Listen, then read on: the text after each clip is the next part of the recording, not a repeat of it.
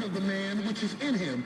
Even so, the thoughts of God no one knows except the Spirit of God. Now, what he's simply saying is the only one who knows God is God.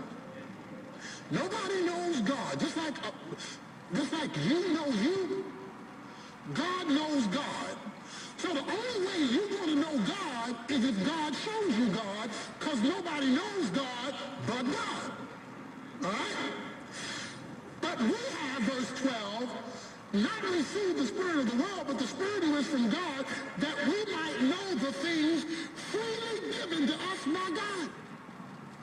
He wants to give you things you can't see, let you hear things you can't hear, let you think thoughts that you would have never been able to come up with on your own. And he says, I will give it to you, I love this word, free. It doesn't cost you anything. You don't have to earn it. The only thing you got to have is for you to be close enough to pick up on the signal.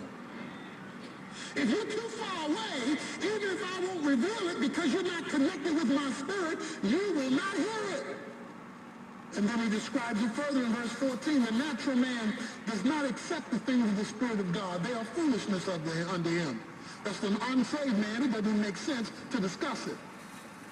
He cannot understand them because you have to have spiritual ability. You have to have a receiver to pick up the signal.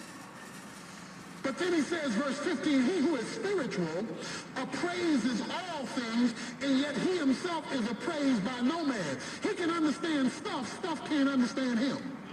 But he who is spiritual appraises all things, and he himself is appraised by no man. For who has known the mind of the Lord that he should instruct him? But we have the mind of Christ. What he says, the ability to praise is to pick up on. You come here on Sunday so that through the sermon and through the worship, the Spirit of God can speak to your human spirit so that you know you heard from God. That's illumination, but only fathers get that. Only those who have matured over time and grown so that they have learned to hear the voice. So why do you want to grow? Here's why you want to grow. You want to grow so that you know him.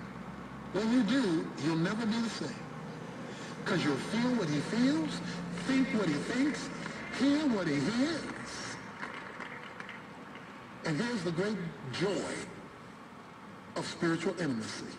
Here's the great joy. When you discover he's all you have,